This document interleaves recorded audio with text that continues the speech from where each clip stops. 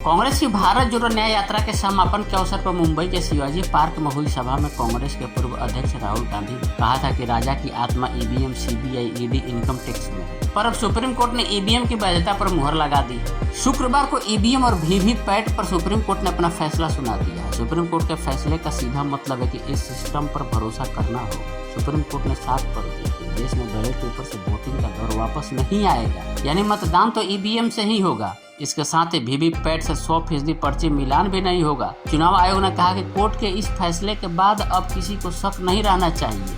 अब पुराने सवाल खत्म हो जाने चाहिए। सवालों से वोटर के मन में शक होता है, तो क्या अब ईवीएम के आलोचक यह मान लेंगे कि राजा की जान ईवीएम से बाहर आ गई है? सुप्रीम कोर्ट ने मतदाताओं और राजनीतिक दलों में विश्वास जगाने के लिए व्यवस्था दी है कि ईवीएम 45 दिनों तक सुरक्षित रहेगी और अगर नतीजों के बाद 7 दिनों के भीतर शिकायत की जाती है तो जांच कराई जाए। मतलब कि अगर प्रत्याशियों को लगता है कि कुछ गड़बड़ हुआ है तो ईवीएम की जांच की जा सकेगी।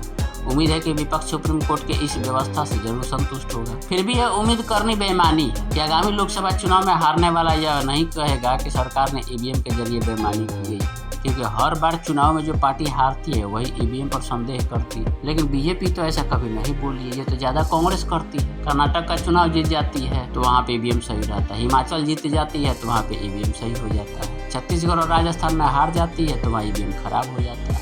भारतीय जनता पार्टी ने भी 2009 में ईवीएम का विरोध किया था। उस समय तत्कालीन बीजेपी नेताओं ने देश में बैलेट पेपर से चुनाव कराने की मांग रखी थी, पर शायद सभी दलों के मन मस्तिष्क में ईवीएम के प्रति भरोसा ही है कि आरोप लगाने वाले भी कभी इसके खिलाफ आंदोलित नहीं हुए और न ही चुनाव का बहिष्कार ही किए। सुप्रीम कोर्ट का फैसला आने के बाद एडीआर के अर्जी पर बहस करने वाले प्रसिद्ध वकील प्रशांत भूषण ने अपने सोशल मीडिया हैंडल पर लिखा कि चूंकि ईवीएम और वीवीपैट में ऐसे चिप्स लगे होते हैं जिन्हें अपने हिसाब से तैयार किया जाता है, इसलिए ऐसी आशंका रहती है कि वोटों में हेरफेर करने के लिए एक दुर्भावनापूर्ण प्रोग्राम लोड किया जा सकता है। चूंकि मतदाताओं को ईवीएम पर भरोसा नहीं है, इसलिए हमने सुप्रीम कोर्ट से कहा था कि या तो बैलेट पेपर्स पर चुनाव के आदेश दे या मतदाता को मतपेटी में डालने के लिए वीवीपैट पर्ची दे और फिर वीवीपैट पर्चियों की गिनती करे, या वीवीपैट मशीन में लाइट चालू रखे और सभी पर्चियों की गिनती करे। आज सिर्फ 2% वीवीपैट पर्चियों का ही ईवीएम से मिलान हो पाता है। सुप्रीम कोर्ट ने आज हमारी मांग को खारिज कर दिया और इसके बजाय 3 निर्देश दिए। पहला कि चुनाव आयोग को वीवीपैट पर बार कोड रखने की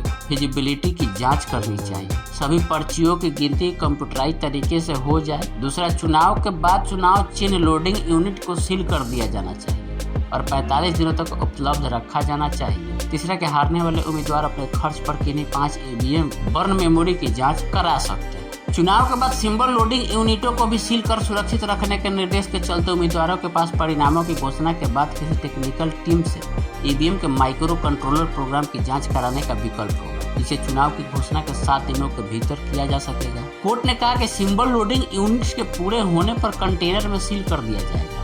इस पर उम्मीदवारों के हस्ताक्षर होंगे और नतीजे घोषित होने के बाद 45 दिन के लिए स्ट्रांग रूम में रखा जाए, यानी नतीजे घोषित होने के 45 दिन तक ईवीएम का डेटा और रिकॉर्ड सुरक्षित रखा जाए। निश्चित है कि इसका सीधा लाभ उन्हें मिलेगा जिन्हें मात्र कुछ वोटों से चुनाव में हार मिलती है। नतीजों में दूसरे और तीसरे नंबर पर आए उम्मीदवार चाहे तो परिणाम आने के 7 दिन के भीतर दोबारा जाँच की मांग कर सकते हैं। ऐसी स्थिति में इंजीनियरों की एक टीम द्वारा माइक्रो कंट्रोलर की मेमोरी की जाँच कर सकेगी। हो सकता है इस प्रकार की मांग के बाद ईवीएम प्रणाली की खामियां और सामने आए।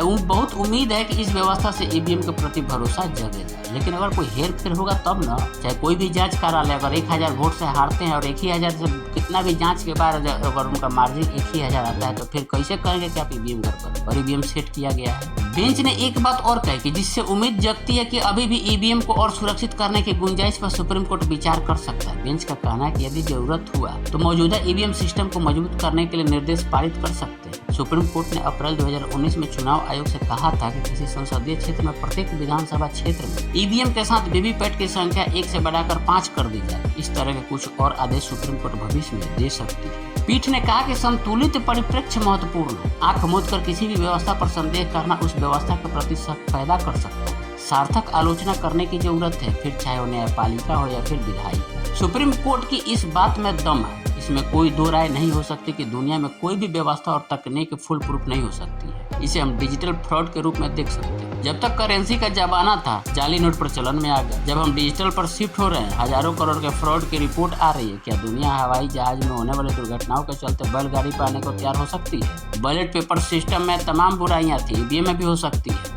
ईवीएम को हमें और सुरक्षित बनाना होगा। खुशी की बात यह है कि सुप्रीम कोर्ट ने यह कहा भी भविष्य में जरूरत हुई तो इसे सुरक्षित बनाने के लिए और प्रयास होंगे। ईवीएम पर सवाल उठाने वाले कुछ वैसा ही व्यवहार कर रहे हैं जैसा कि एग्जाम की तैयारी किए नहीं और फेल होने पर बोलते हैं कि पास होने वाले छात्रों की एग्जामिनर से सेटिंग की। इस बार के चुनाव में प्रचार से हाँफते हुए नरेंद्र मोदी, अमित शाह और योगी आदित्यनाथ को हम देख रहे हैं, जबकि विपक्ष का हाल किसी से छुपा नहीं है। राहुल गांधी और अखिलेश एक साथ चुनाव लड़ रहे हैं, पर यूपी में दोनों का संयुक्त रैली आज तक नहीं। यूपी में गिन लीजिए कि राहुल गांधी और प्रियंका गांधी ने वैसे भी कितनी सभाएं की है। अखिलेश यादव खुद 12 अप्रैल के बाद नींद से जागे हैं। बीएसपी सुप्रीमो अभी भी क्या कर रही है, लोगों को समझ से परे है। ईवीएम अगर वास्तव में मैनिपुलेटेड है तो निश्चित रूप से इसका विरोध उस लेवल का नहीं हो रहा है जिस तरह का होना चाहिए।